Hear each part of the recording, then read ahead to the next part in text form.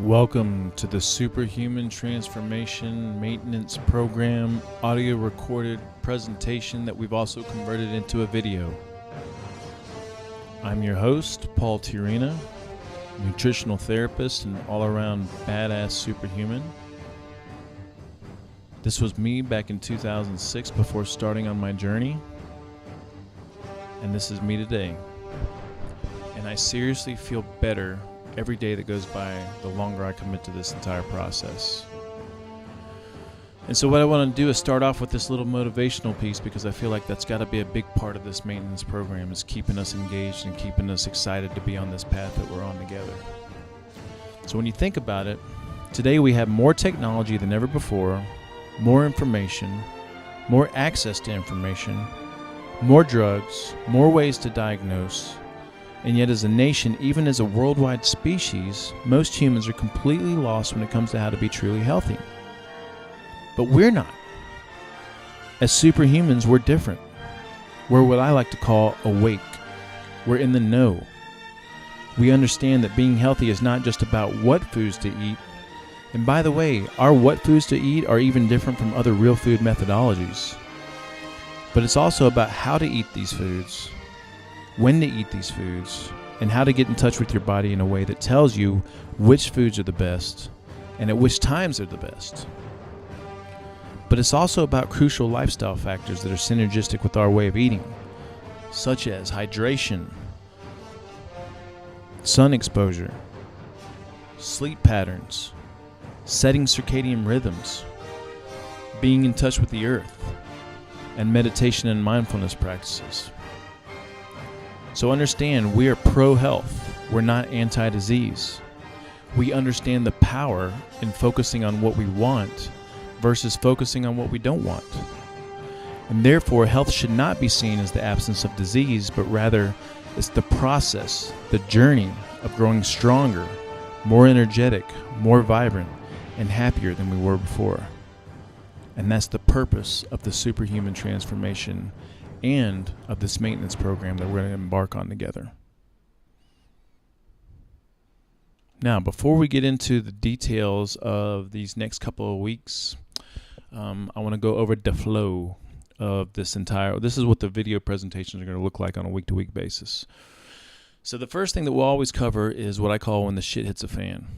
All right, and basically that's somewhat like a testimonial, or maybe we'll have some really good feedback from the past couple of weeks that we'll be able to share here. Then we're going to cover some news, and specifically we'll cover some holistic nutritional news and lifestyle factor news that's relevant to what we're doing together. We'll definitely cover the goals for the next week or next 2 weeks, and then any upcoming important events, and then also we'll reiterate whatever local superhuman deals we have going on. And we've got a bunch of partnerships going and that are in the works with local eateries and things. So, to get this whole thing started, let's cover our first segment, which is when the shit hits a fan.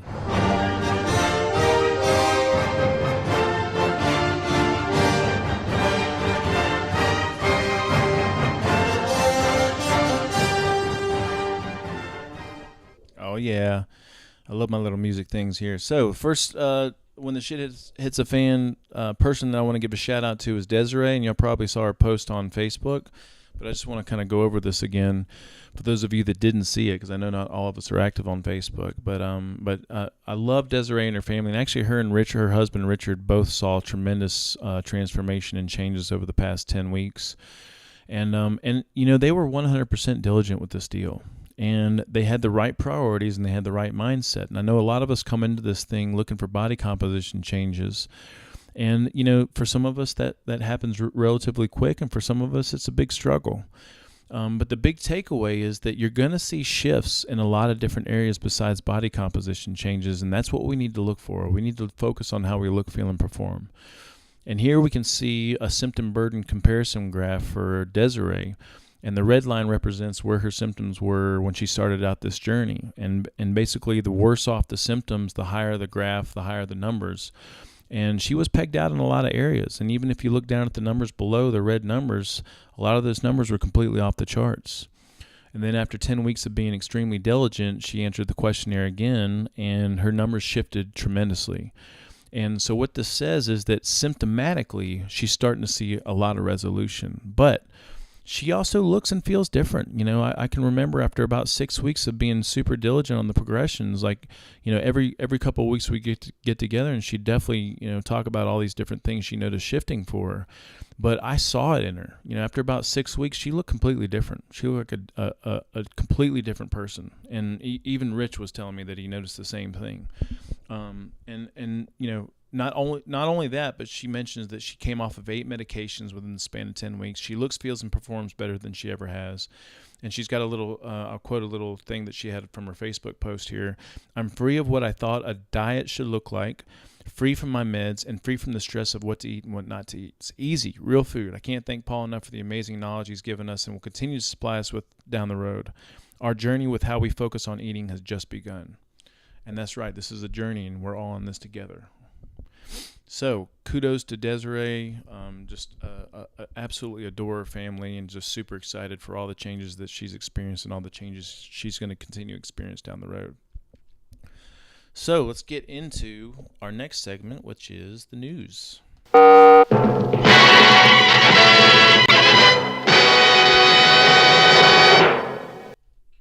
Now, it wouldn't be news if I didn't cover this freaking ALS bucket challenge that's going around, and I got called out twice over the past 2 weeks, and I knew it was going to happen at some point.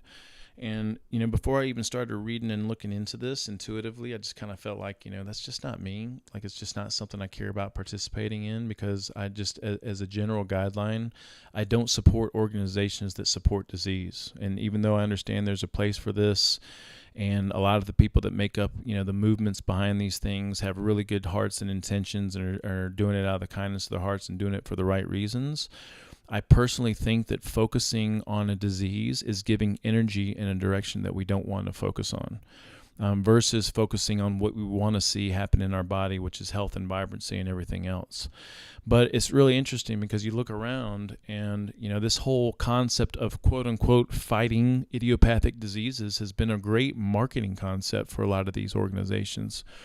So, and by idiopathic, we really mean that as far as orthodox medicine goes, like, there is no known cause, which from a holistic and functional perspective, every single chronic degenerative disease has a functional dysfunction, nutritional deficiency, or toxicity issue that it can be linked back to.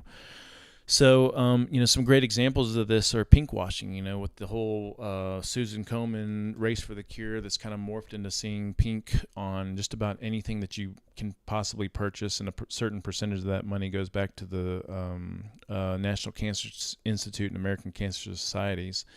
And, it's kind of crazy when you think about it. Some of the things, like, they've got freaking pink soda pops and, pink Kentucky Fried Chicken containers.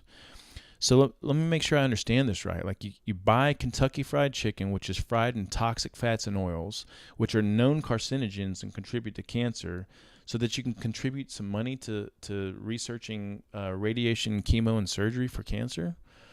You know what I'm saying? Like, it doesn't make any sense.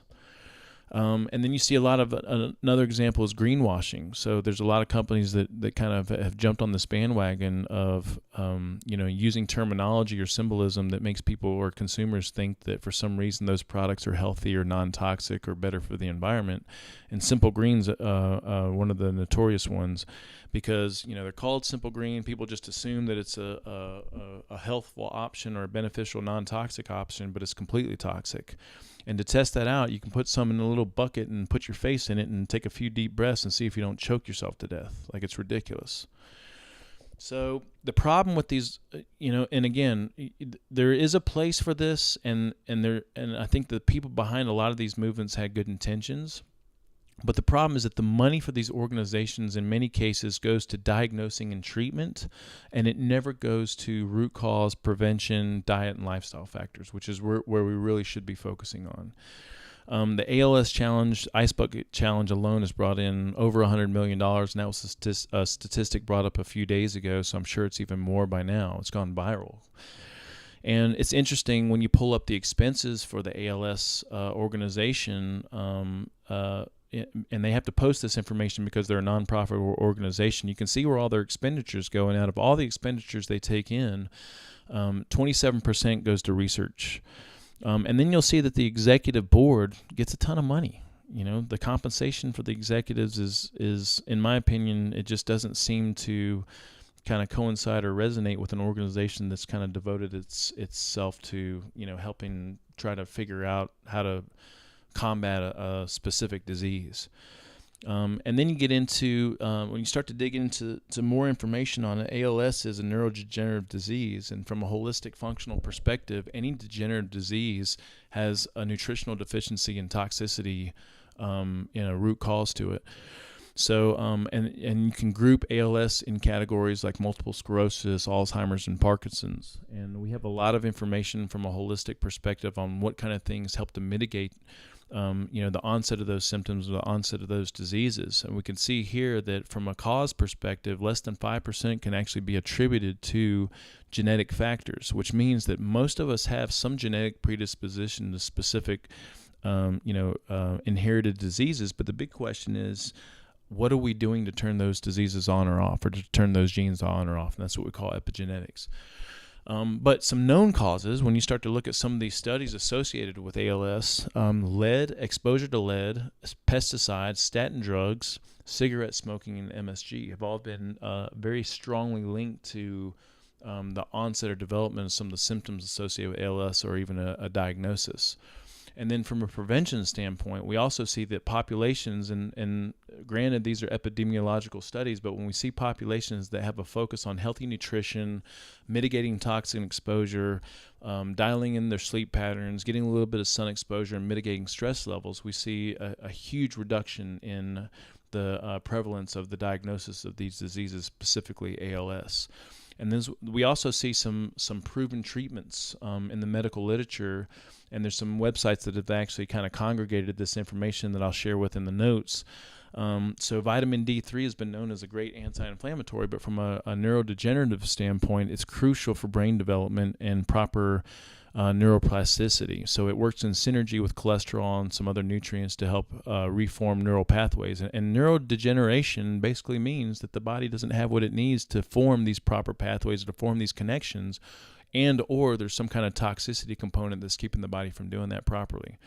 Other nutrients that have been proven to be very useful in the treatment have been coenzyme Q10, vitamin E, vitamin B12, and then some hormones and hormone-like substances, progesterone, testosterone, and estrogen. And keep in mind, most of the sex hormones, including testosterone and estrogen, all have a precursor that's a cholesterol-based precursor. So you can imagine what this low-fat paradigm that we've been in for the past 40 or 50 years has done to contribute to, number one, hormonal imbalances, but then also a lot of these neurodegenerative diseases that depend on some of these hormones for proper mitigation. So 25%, over 25% of the body's cholesterol is stored in the brain. So you can imagine what impact being on a low-fat, low-cholesterol kind of diet has had on the body over the past 40 or 50 years. So also some other proven treatments have been marijuana treatments, also exercise. So when you get blood flow in the body, then also that increases blood flow in the brain, and that also helps with mitigating degeneration. And so there's a lot of room for research into preventative options and helping to educate younger people. I think that's always where the focus needs to be, is education on real food lifestyle factors that are important for health, and trying to catch people as young as possible with this information so that they can mitigate the onset or the turning on or off of these certain genes or epigenetic factors. So, and personally, I choose to focus on what I want. I don't like this whole idea of focusing on, having freaking little pink and keep in mind, like, I have several family members that have died torturous deaths from cancer treatment. So, I'm all about supporting these people. But I'm not a big fan of having a reminder of this stuff everywhere I go and wearing pink shirts and pink cancer ribbons on cars and everything else. I would rather focus my energies and monies on prevention and proper nutrition and proper lifestyle factors and empowering young people so that they don't have to go through these kinds of things as they get older. So, enough of that. I'm going to get on to the next news story, which was a Wall Street Journal story that came out. And, there's always been a huge question in the nutrition realm about whether salt is good or bad for you. And, when I had high blood pressure years ago, it was one of the first recommendations was to reduce my sodium intake. And most of the people that come to see me that have some kind of high blood pressure issues are almost always told to reduce their sodium intake. So that's the big question. And what came out with this Wall Street Journal article is there's a meta-analysis done of a bunch of studies that show that reducing sodium intake below 3,000 milligrams per day was actually very deleterious to health. And I think the whole reason that this whole idea that high sodium intake contributed to blood pressure in some way came from, when you study anatomy and physiology, you'll see that there's what we call a sodium-potassium pump. So inside the cellular walls inside the body, we have potassium. Outside the cellular walls in the interstitial fluid, we have sodium. And so, they form this network of attraction and opposites that actually help to facilitate nutrients across the cell membrane and facilitate other crossing of things across the cell membrane. And so when these nutrients get out of balance, then that produces some kind of an imbalance in that facilitation. And so theoretically, this is one of the things that contributes to high blood pressure. But we know from a functional perspective now that high blood pressure has a lot of things that contribute to it. Number one, inflammation, but then there's also all kinds of things like toxicity. And we see that sodium doesn't have much of an impact at all. And in fact, I consume a ton of sodium, I consume a ton of salt, and my blood pressure is better than it was in my 20s. And we see the same thing with a lot of people that go through this progression. So what the study showed was that those who consume fewer than 3,000 milligrams of sodium a day had a 27% higher increase in death or serious events such as heart attack or stroke in that period than those whose intake was estimated at 3,000 to 6,000 milligrams per day. And keep in mind that the recommended sodium intake level, healthy, by conventional wisdom views, is less than 2,400 grams per day. So as long as you get sodium from the right places, as long as you get your salt from the right places, which would be unrefined Himalayan sea salt or Celtic salt or some of these pristine salt beds that have all the different nutrients intact, then you're not only getting sodium, you're also getting a lot of other beneficial macro and micro trace minerals. So it's a very synergistic, almost like a food that the body understands very well. When you start to study some non-modernized populations, you'll see that a lot of them traded salt as a currency. So it's something that was very valued. Of course, it made food taste good, but they also saw some tremendous nutritional benefits from it. So another great thing or interesting thing I saw in the news was LeBron James. I think a lot of people are noticing that his body composition is changing. And come to find out, guess what he's eliminating? He's eliminating refined carbohydrates and processed foods. He's adopting more of a real food kind of diet. And actually, in the off season, he's kind of committed to this low carbish approach. And if I remember reading correctly somewhere, he doesn't do protein powders or Gatorade or any of that kind of stuff. So that's another testament to real food and how powerful real food can be, even for top level athletes. So last thing we're going to cover in the news was olive oil is kind of making another comeback. If you've been through my progression, or obviously you have, you wouldn't be in this program, but I mentioned butter and coconut oil as being our top two healthy fats for two different reasons. And I kind of say that olive oil is neutral and it's fine. And if you didn't, went your entire lifetime without consuming olive oil, you'd be fine. But I'm going to start recommending more olive oil consumption, and in a raw state for sure, because it's a monounsaturated fat, and so it's a little bit more delicate. I would never cook with it, but there's a big meta-analysis came out that kind of reiterated or validated the antioxidant activity benefits of some of the nutrients in olive oil. So a quote from a news article that I read: consumption of extra virgin olive oil rich in phenolic compounds has beneficial antioxidant effects in healthy human adults. And this is the big benefit that we've always heard about from olive oil. So remember that our top healthy fats are going to be butter for nutrients, specifically the fat-soluble factors. And then coconut oil has a lot of medium-chain triglycerides, which are really easy for the body to use for energy. It's a non-glucose-based form of energy. And now I would recommend using olive oil to drizzle as a raw on salads and things like that, or even post-cooking. So, all right, we'll try to cover a few of these things every week when we put this video presentation together, and these will all be current topics. So now let's get into the summer maintenance program. Drums, please.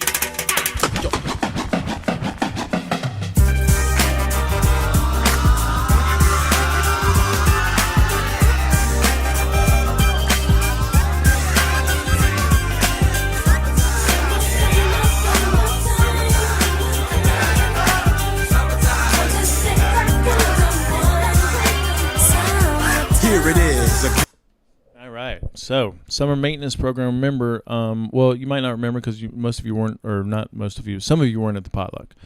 So at the potluck, we kind of unleashed this maintenance program, and what we're trying to do here is align the maintenance program with the seasons of Chinese medicine, which means that we're going to be rotating through certain recommendations for specific foods and specific ways of cooking. And of course, we're going to follow all our traditional guidelines and low-carb cleanse and cycling through these different phases of reintroduction, but we're going to have a little bit more variety as far as cycling through these different phases of Eastern philosophy. So if you look at one of the pages, I think it's page 26 inside the guide, you'll see that we have different dates corresponding to our different phases. And so right now we're starting the low-carb cleanse, which is only going to be done for a week. But then you also see some guidelines for the summer. So in summary, summer is longer days, more work, less sleep, and it's the time to harness your peak energy for work and play. It's a time for lots of joy and laughter, bitter tasting foods, and focusing on keeping your heart healthy, which is mainly focusing on stress mitigation. So as far as diet goes, summer is the most diverse of all the seasons. And it's a big time to get in micronutrients, and so I'm going to recommend that you follow our plant matter guidelines. The organ meat to consume for the summer is going to be the heart, so I've actually ordered some heart and getting some heart here from Echo and Rig here in a couple of weeks. And then hummus would be the legume to experiment with, using chickpeas to make properly prepared legumes and make your own hummus. As far as cooking goes in the summer, you want to think light and fresh. And so you want to think light sautéing, light stir frying, light steaming. If you're doing any fermented foods, you want to do shorter periods of fermentation. This is the time to experiment with raw or slightly cooked foods. So just think about summer being light and fresh and easy and clean. Maybe a little bit more emphasis on plant matter than in the fall and winter months, where we start to gravitate towards more calorically dense foods like fat and meats. And then stress mitigation is a huge piece of the summer. So because we're active a lot more, we're awake a lot more, and so it's going to be much more important. So let's get into the plant matter guidelines. And the plant matter guidelines, if you turn your guide there on page 27, I have what I call the holy grail of plant matter. And I just went through this big self-study on autoimmune conditions, and I know a lot about autoimmune conditions in general, but this self-study actually focused on specific micronutrients that are extremely beneficial, especially for brain health and neurotransmitter health. And so what we find is when you study non-modernized populations, although they do have staple foods that they eat day in and day out, they also got a lot of variety when they were out hunting and gathering and out away from where they live, because they knew which plants were healthy and which ones weren't. So you'd see them always picking on a little fern here, or a little leaf here, or a leaf off a tree, or a leaf off of some kind of a plant. And so throughout the day, they were always kind of munching on these little things that gave them some micronutrients, or at least they'd gather them and bring them back to their village or dwelling places. And so what we find is that they got a tremendous amount of variety in micronutrients. They didn't eat these in large amounts, but they got a lot of these beneficial nutrients in small amounts.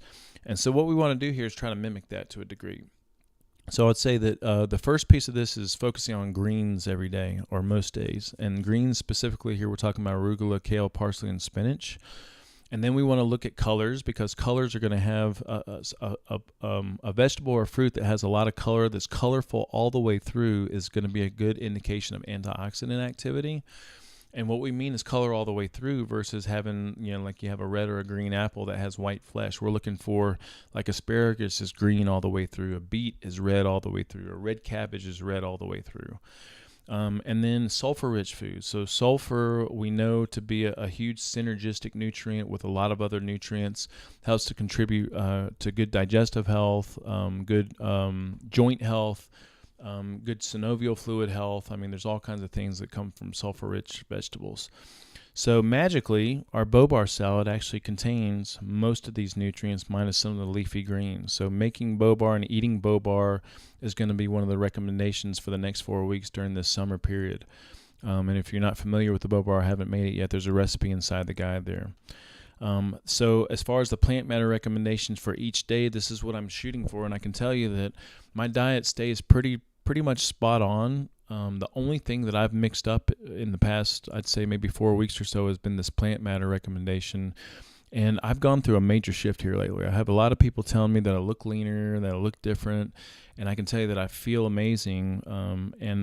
This is the only thing that I've changed drastically in the past, maybe 4 weeks or so. So, and I know it's because of this micronutrient profile that my body's starting to get all these different micronutrients. So what I recommend is 2 to 3 cups of Bobar per day, 1 to 2 cups of leafy greens, and what I recommend is alternating and cycling through arugula, kale, and spinach, and then 1 cup of berries and cherries in the evening. Berries and cherries are going to be the most nutritious of all the fruits, and they have a certain nutrient profile that's super beneficial. Now, if you have any issues with consuming plant matter and getting digestive issues, just understand that cooking or steaming or stewing vegetables actually pre-digest them and makes them a little bit easier to digest. So if you do have digestive issues around eating certain vegetables, then maybe steaming or slightly cooking or stewing or something like that is going to give you a little bit easier time digesting them. Then periodically you can try to throw in some raw stuff. And then if we look at the properly prepared legume of choice for the summer and for the early fall, it's going to be chickpeas and hummus. So I have a hummus recipe in the guide there. I'd recommend making that, when we get to that time. But right now we're actually about to embark on the low-carb cleanse phase, which means that we're not going to bring back in properly prepared legumes for another 3 weeks. So, but just keep that in the back of your mind. It was the summer's preferred properly prepared legume. So. Now, if we look at the journal pages inside the maintenance journal, you'll see that we have a date at the top of each one, so you can just turn to the appropriate date, and it's going to take you through whatever goals we have for that phase. And then we have all our typical lifestyle factor checkoff boxes, and I want to cover some information on those just real quick. And then we're in the low-carb cleanse phase, and then we also have the plant matter guidelines and the heart consumption guidelines. So let's just go through real quick a reiteration of our lifestyle factors. One of the very few consistent things that we have on this planet and this crazy life that we have is that the sun always rises and sets every single day, and if it didn't, we'd have a big problem. So, and the reality is that every single cell and organism on the planet is in sync with this rising and setting of the sun, or with the light and dark cycles, except for humans, because humans have found a way around that. We've got artificial light, we've got electricity, and we've got stimulus and movies and computers and televisions and all this other stuff. And so this cycle is known as a circadian rhythm. And again, every organism on the planet is in sync with circadian rhythms, except for humans. So in an ideal situation, if you were healthy, you would have hormonal levels that look something like this. So you'll see the black line here that represents cortisol levels in an ideal day. And if you're in sync with circadian rhythms, then your cortisol levels are going to peak first thing in the morning, and that coincides with the rising of the sun, which makes sense because cortisol is one of the body's ways of mobilizing energy. And so first thing in the morning, the body is starting to get active and it's starting to have more of a need for energy. And then as the day goes on and the sun starts to set, then that's when our cortisol levels taper off, and that's also when we coincide with the production of melatonin. Now, melatonin facilitates deeper sleep and cycling through different phases of recuperation. So a lot of people think melatonin helps you fall asleep, and I haven't seen that it helps people get more drowsy and fall asleep, but it does help people cycle through deeper phases of sleep. And the biggest impact on these hormonal levels is going to be some of the things listed there, like eating and exercise and social cycles and temperature cycles. But the hugest impact or disruptor or lack of is going to be light. All right. So let's just look at that real quick. One of the most impactful disruptors is going to be not getting enough sunlight during the day. And so, of course, we're told that sunlight is bad for us and that sunlight causes cancer and all these other issues. But the reality is that we co-evolve with the sun for most of our existence. And our bodies and our eyesight depend on sunlight in order to tell us what time of day it is, in order to facilitate proper hormonal production. So ideally, you'd want to rise with the sun, notice the sun in the morning, notice the sun in the sky, and then let the sun hit your skin throughout the day. And there's two things happening there. You have a psychological acknowledgement, and that therefore gives your body a psychological imprint of what time of day it is. But then letting the sun hit your skin also gives you a physiological component. So your body has a very clear idea of what time of day it is, and therefore it starts to facilitate certain hormonal cues and production. And then the second biggest disruptive impactor, and I think it's probably the most disruptive impactor, is going to be blue light frequency and EMFs and radiation at night. So as far as the body's concerned, there is no difference. It cannot tell the difference between white light coming from your computer screen or your iPhone or your television and the white light during the day from the blue sky. And so what happens is if the sun sets and you're awake and you're getting a lot of the stimulus from televisions and computer screens and cell phones, then your body starts to get confused and it stops producing melatonin, or it doesn't produce it to the degree that it normally would. Which means that it doesn't mean that you won't go to sleep, but it means that when you are asleep, you won't cycle through your deeper phases of rest and recuperation. And I can tell you, just from implementing this practice alone, I saw tremendous benefits. So the recommendation here is what we call Operation Lights Out. And that means turning your cell phone completely off, or at least putting it in airplane mode where it shuts off the wireless network and the data network and the Bluetooth network and all those other things. And then it's highly recommended that you shut down your wireless router, although I know that's difficult for a lot of people. And you definitely want to make your room look like a cave. So your room should be completely dark. You don't want any light coming in there from anywhere, not even street lights coming in through blinds or something. You want to make the room completely dark and then have as little electronic activity as possible. Now, I've had a lot of people going through this progression that have had some issues, maybe because of their work, they have to keep their cell phone on, or maybe they've got some kids out late at night and they want to make sure they can receive some kind of emergency phone call or something. And so what I recommend is if you have to have your cell phone on, make sure that you go in and you turn off the data network. If you go into your options, you can turn off the data network, and you can also turn off the wireless and the Bluetooth. And that way it's not emitting and receiving those signals, but you can still receive phone calls and you can still receive text messages. So at a very minimum, I would cut off the data network and the wireless and Bluetooth connectivity on the phones, and then make sure your room is completely dark. And then another great thing in setting circadian rhythms is going to be being present for the sunrise, seeing that light shift from twilight into broad daylight, and then also honoring the sunset, or being in the presence of that light shift in the evening. And again, if you start to combine all these things together, so you have getting sun exposure during the day, noticing sunrise, noticing the light shift at sunrise, noticing the light shift in the evening, and then turning off all your electronics at night and keeping your room completely dark, you're having a huge impact on circadian rhythms. And for some people, this is extremely noticeable, and for some people, it's very subtle, but you just have to understand that from a physiological standpoint, it's extremely beneficial. And then we'll throw a little bit of something in the mix that we learned at towards the end of some of our progressions, and that is no television during the weekday evenings. So, along the lines of what we were just talking about as far as stimulating and messing up circadian rhythms, this is super important, but also understand that the television, in my opinion, for the most part, is completely toxic. Most cable television shows, have commercials that span in between them that last just as long as the show itself.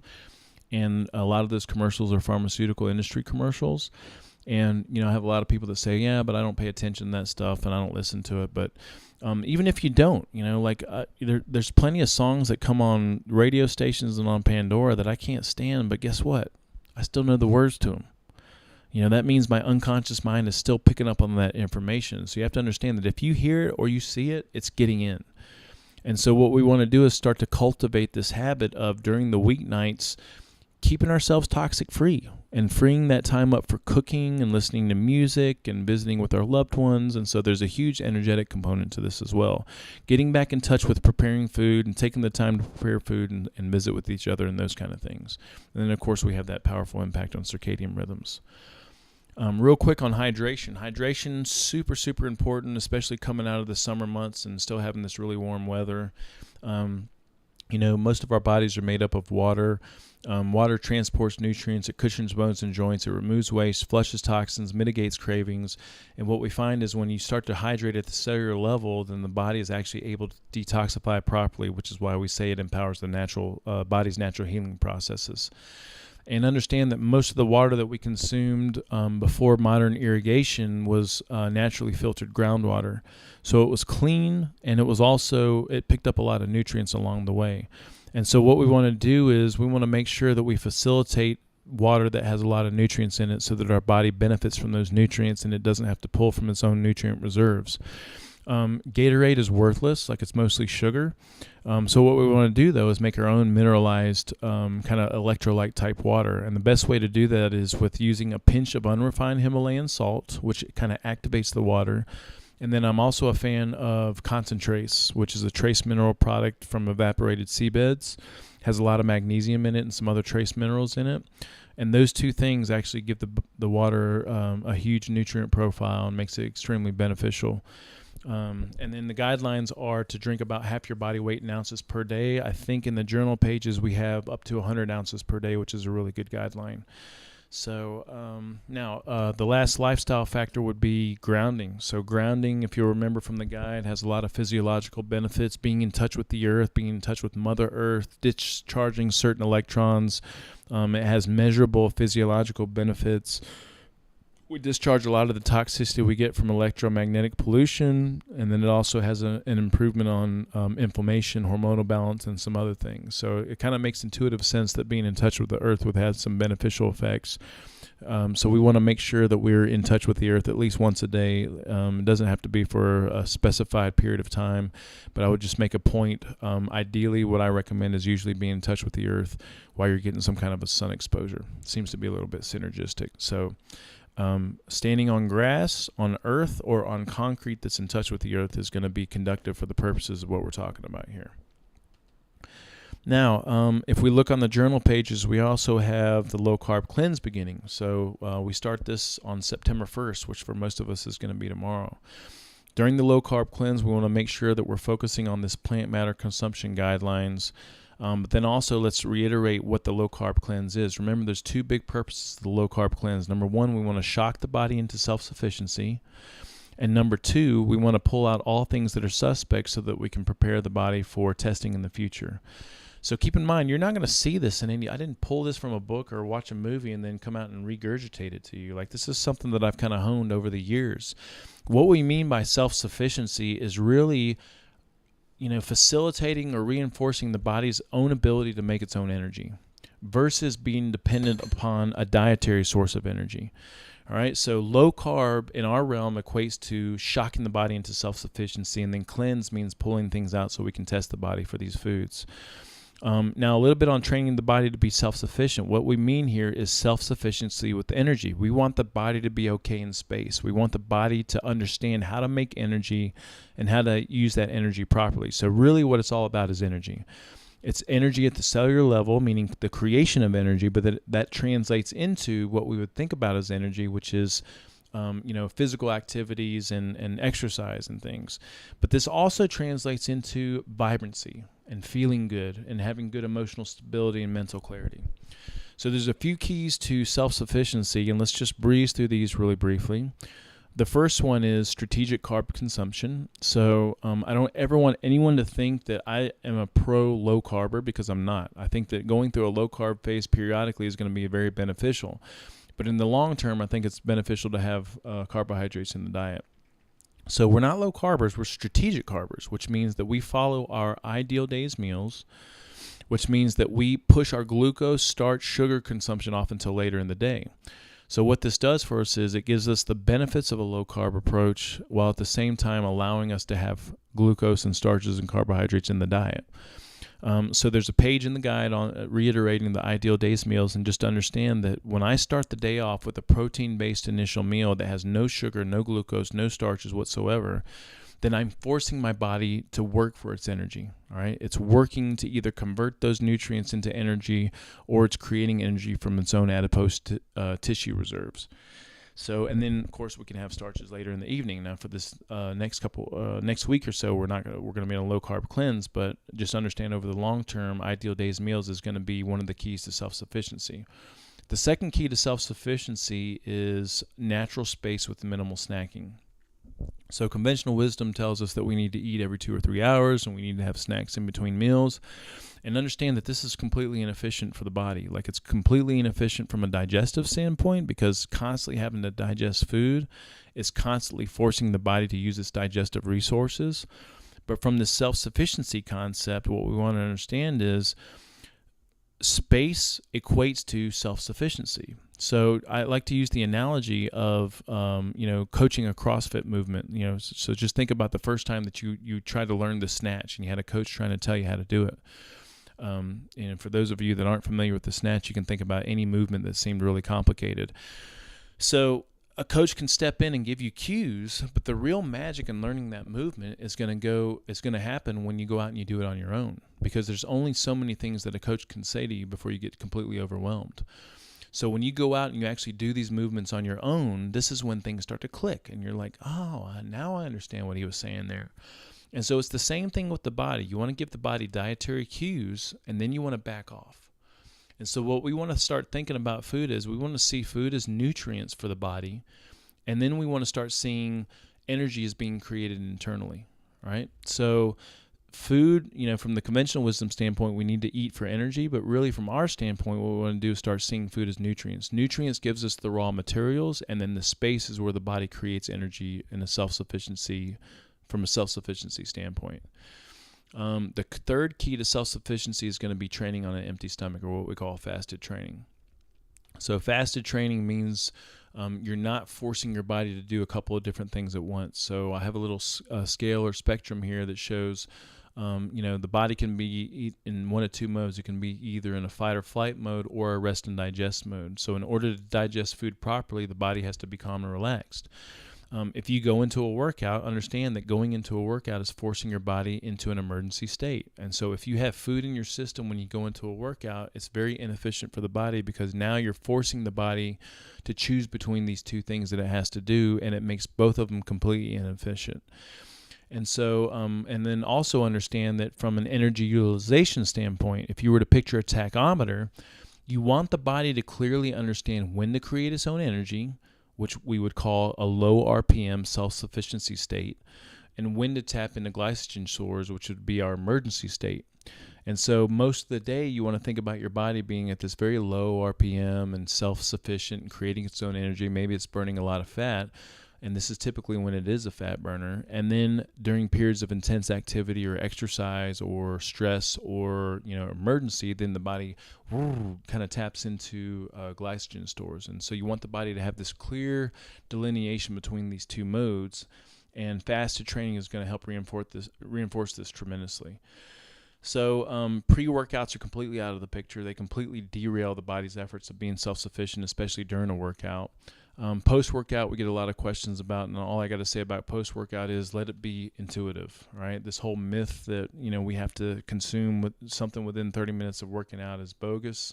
You can put yourself through your own personal experiment and go a month or 2 months of purposefully fasting post-workout and see if you have any deleterious things happen to you. And I can tell you right now, I've done that for a while. I'm actually in a mode right now where I purposely don't eat 3, 4, 5 hours after my workout. And I feel amazing. My performance is going through the roof. My strength is going through the roof, and it's just not important at all. The reason we have so much information around pre-post workout and everything else in between is that there's a multi-billion-dollar industry supporting these supplements and nutrients and things. So nobody makes any money with me telling you to eat a protein-based initial meal. Don't consume food, in between meals. Don't consume anything post-workout. There's not a product built into that, So, and then the last thing that we want to focus on for self-sufficiency is putting ourselves through a periodic low-carb phase, and that's exactly what we're going to do for the next week, and it's what we recommend doing every time we hit the first of the month every month. So looking back over this goal sheet here, our journal page, we'll see we have a checkbox for fitness. So here we want to check off fitness and then write in whatever it is that we did for exercise that day. For sleep, we always want to log our bed and rise times. If we committed to Operation Lights Out, then we want to check off Operation Lights Out, meaning cell phone powered down or in airplane mode, room completely dark, ideally routers turned off, but at the very minimum, your cell phone is put into airplane mode, or at least the wireless and data networks and things turned off. And then for hydration, we want to start every morning with 16 ounces of filtered water.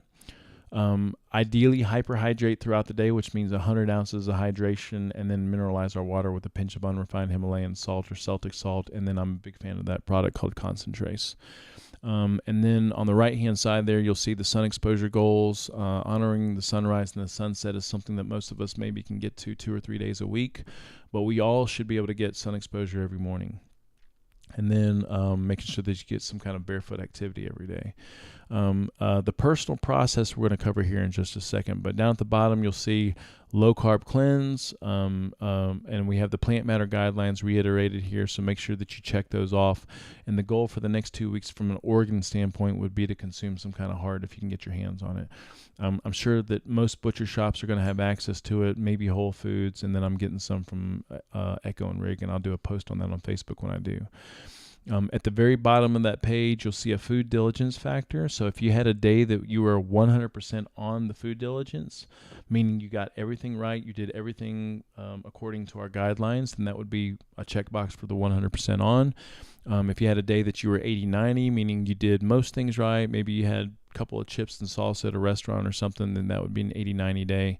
And then if you had a day that was not even close and you went out and had donuts and freaking, a milkshake and whatever else, then that would be a not even close day. You want to rate yourself based on your vitality and energy for the day on a scale of 0 to 10. How did you feel? And then you can write down any notes that you had for that day. Now, I want to real quick reiterate the morning process, which is the ultimate morning process, and it's the natural progression once you started to feel awesome. And this morning process is really setting a tone for the day energetically and emotionally. And ideally what you do is you get up in the morning and you have your 16 ounces of water, and then you use the bathroom, make your coffee, do whatever your morning process is as far as that goes. And then you want to set aside some time where you sit down and you kind of get in touch with yourself. And the first thing that you want to do is cycle through some things that make you grateful. And this list of things can vary from day to day, but for the most part, what you want to do is sit and just think about things that you're grateful for. And what that does is it starts to put you in a state of reception. It starts to put you in a good mood, which is going to have a huge impact on the rest of your day. But then immediately following that little bit of gratitude is the perfect time to put yourself through a little bit of meditation. And so what we recommend in our progressions is a minimum of 5 minutes of what we call catching. And that would be having a focus and then noticing yourself drifting off. And when you notice that, coming back to your focus. Now, if you remember, the focuses that we recommend are going to be either following your pulse, which means holding your fingers on your wrist and just following your pulse and being in touch with your pulse, which I like because it puts you in touch with your mind-body connection. You can follow your breath. You can count your breath, or you can use a mantra like I am. And the way that you use that mantra is every time you breathe in, you would think the word I, and then when you breathe out, you would think the word am. And you just do that continuously for the entire 5 minutes or 10 minutes or 15 minutes or however long you're meditating. And then anytime that you catch yourself drifting off in thought from whatever your focus is, then you want to acknowledge that drifting and then come back to your focus. This meditation time is dedicated meditation time. It's not the time to be envisioning or listening to music or anything else. It's pure nitty-gritty catching practice. And what this is going to translate into is better focus throughout the day, better persistence throughout the day, and this ability to be able to catch yourself drifting in all kinds of normal life situations. Immediately after your meditation, then you want to visualize yourself at your highest and best self in various areas of your life, and then it's a good idea to read through some affirmations. So to help you with this, what I did on the right was I put together what I call my today's seed chart. And the today's seed chart you can think of as basically just listing off the things that you have that are important for that day. And I'm not talking about grocery shopping or anything, although I guess you could put that in there. But what we're really looking at is if you have some important events during the day that you want to do really well at or that are important to you, then you want to list these on this today's sheet or today's seed. And you can think about a seed as planting the possibility of a positive outcome. Right? So when you think about a seed, right, an acorn seed is not an oak tree. It's the potential for an oak tree. It doesn't even have everything in it that it needs to be an oak tree, but it has the blueprint for an oak tree, all right? And it knows exactly what to bring into itself to make a tree. And you want to think about the same thing when you're planting these seeds in your unconscious mind, right? So you have these different activities throughout the day, and you want to plant a seed of success in each one of those activities. So what we'd want to do is, here I have an example day for me. Sometimes I coach a class up at the CrossFit Combine, so that would be important for me to visualize for that day. Maybe I have a presentation, a couple of client meetings, and over this past week I was working on this maintenance program. So what I would do is, immediately following my gratitude and meditation session, I would sit there and I would look at each one of these different scenarios, and then I would close my eyes and picture myself at my highest and best self in each one of those scenarios. So for instance, if I looked at the coach class, I would close my eyes and picture myself coaching the class awesome. I'd see my students coming in, high-fiving them, smiling, cheering them on, and maybe at the end of the deal writing down their scores and smiling and shaking hands and wishing them a good day or something like that. So I think it's really beneficial to visualize the end result of these different scenarios. And you don't want to spend a whole lot of time on each one of these unless you just happen to have a lot of time, but you just want to kind of breeze through each one of them real quick, and it kind of sets the tone and plants the seed for the day. On the right-hand side, I've given you some space to write down some affirmations that would be applicable to those different events. So you'll see here I'm assertive, I'm confident, I'm knowledgeable, I'm compassionate, I'm focused, I'm driven. And what you'd want to do is immediately following your envisioning session with each one of those different scenarios is read through these different affirmations. And what we'll learn is that affirmations, they serve like reprogramming for the mind. It helps to, when you say these affirmations, to try to feel them. But even if you don't, just like the unconscious mind picks up on lyrics from songs and television commercials, if you're reading these things to yourself, then your unconscious mind is going to internalize them over time. So it's super, super powerful. Another really beneficial daily practice is what I call focusing on what you want. And so this is super, super strong, and I use it with my private practice clients. And what we want to do is catch ourselves in a negative state anytime that we're in a negative state. And this could be like a negative emotion or a limiting belief. And then what we want to do is flip that with the alternative positive. All right. So for instance, if for some reason I do something and I just think to myself, man, I suck. Right. The unconscious mind hears that.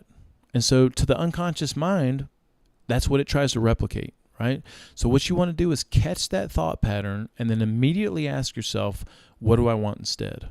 So in this example, I write down I suck, I catch it, I acknowledge it, and then I automatically flip that with I am awesome at everything I try, right? Another great example is going in to lift weights or do some Olympic movements. I can't lift this weight. Maybe I'm doing some 1 rep max PRs or something.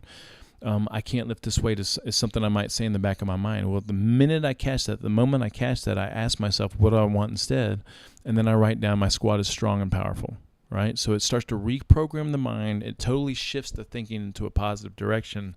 And if you commit to this on a daily process or a daily basis, I can guarantee you that it's going to change your life big time.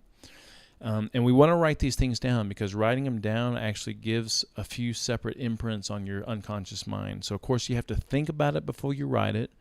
You write it, which is another imprint, and then you have to read it after you write it. That's a third imprint every time you write these things down. So very, very powerful process. It's one of the things that makes us superhuman. The food and the lifestyle factors are extremely beneficial, but then adding in this whole personal process and gratitude and meditation and envisioning and affirmations is just takes it all to another level. I'm going to do a separate video that just goes over the personal process and what I call developing your ultimate seed chart, which is really, really, really powerful. So that about finishes everything up. Keep in mind, this is probably the longest of all these different video series because we had to cover like the basics of the plant matter guidelines and everything else. But as we go throughout this progression each week, these should be really short videos. I want to reiterate some of the local partnerships that we have. Echo and Rig has been gracious enough to grant all superhumans 5% off all their purchases. And they're also going to have weekly or monthly gift baskets where they'll put together a little assortment of different meats and things, and are going to give us a special price on it. So what you have to do is you have to prove your superhumanness by going in and showing them a copy of your guide or a picture of your guide or something along those lines. And then we're also going to ask you to log into the sign-in sheet there so that we can show them and show ourselves how much business we're sending their way. So, and I've already told, Aaron and some of the other people there that regardless, I'd be referring people to their business because they have top-notch quality pork products and they function like I would think a butcher shop should function. They're very knowledgeable, very personable, and talk to you and things like that. So, but what we want to do is if we can show them that we're supporting them a lot, then we can ask for bigger concessions down the road. So I think the 5% is just a beginning. I think eventually we'll be able to bump that up to maybe 10 or 15% of a discount plus all these other perks that they're going to give us. So make sure that you show your superhumanness. We're going to be coming out with a superhuman membership card here in the near future. which is going to be really cool that you can show places like Echo and Rig and the other places that we have, but just make sure that you log on that journal sheet there, or sign-in sheet. Also, I've got a Powered by Real Food certification for restaurants that I've just finished putting together. And what this is it's a progression to help people focus on what consumers are looking for these days, which is a drive towards more real food options and better quality options. And so this certification starts with me sitting down and actually going over with the business owner what the current trends are and what the current demands are and how that will impact their bottom line. And then I'd go through a little bit of a re-education process on what foods are healthy and what foods are not healthy and what fats to use and those kinds of things. And then I actually have a little progression that I can take them through. And so they can start to make very small, incremental, inexpensive changes that have big impacts. They can immediately start to implement that in their menus and on their marketing literature. And then as time goes on, they can start to make bigger and bigger upgrades. So what I'm looking for here is not just a name of a restaurant, because I can go out and make a list of restaurants to call on. What I'm really looking for is an introduction to an owner or a decision maker that has an influence on the decision making of that business. So if there's any way that you know someone that owns a restaurant or is in the decision-making hierarchy of a restaurant, if you could send me that information either on a Facebook message or on an email, that would be awesome. And then even better would be having an introduction to them. So if you could even mention to them that I might be calling them in the near future, telling them that, that I'm a nutritional therapist here locally and I promote real food and I'm looking to partner with some local eateries and restaurants that can support our movement, and then it could be really beneficial for their business. And then I'm just looking for a few minutes to sit down and chat with them a little bit. You don't have to try to see if they're interested in making changes, because that's my job, is to try to convince them to make the changes. All I'm looking for is an introduction and an actual sit down with them. So if you have any questions on that whatsoever, just shoot me an email. Now, let's finish this sucker out. Remember, we're on a mission here together, all right? We have something great ahead of us, and we have a great opportunity with other people. And I used to use this analogy in my private practice a lot, but when you think about it, being selfish is actually very selfless, because a better you is better for everyone else in your life. So when it comes to health and happiness, it's okay to be selfish, because being selfish is actually being very selfless. It's only when we don't take care of ourselves that we're a burden to others. So remember, the change we want to see in others starts with ourselves. Improve yourself, get as strong, as healthy, and as vibrant and clear-minded as you possibly can. Dream big, set big goals, and the candle that is you will grow into a raging fire. And with a fire that's hot, it's impossible not to catch others on fire. By being the change we want to see in others, we will help to empower the planet together, and that's where it all begins. All right, so be as optimal as you can. Be an example for others to follow, and then understand that the way that we're going to grow this movement is to bring others into this movement. And the easiest way to do that is to connect them with me on Facebook, maybe even give them my email address or web address, and let me take them to the progression, get them on our team. I'm really envisioning a big community down the road. We're already developing this, but I'm picturing potlucks and cookouts and activities together where we're sharing ideas and information and inspiring each other on how to make our families better and improve things with our children and get more community involvement and things like that. So I care about each and every one of you very much. I'm here to support you. Reach out to me if you need me, and I will see you next week.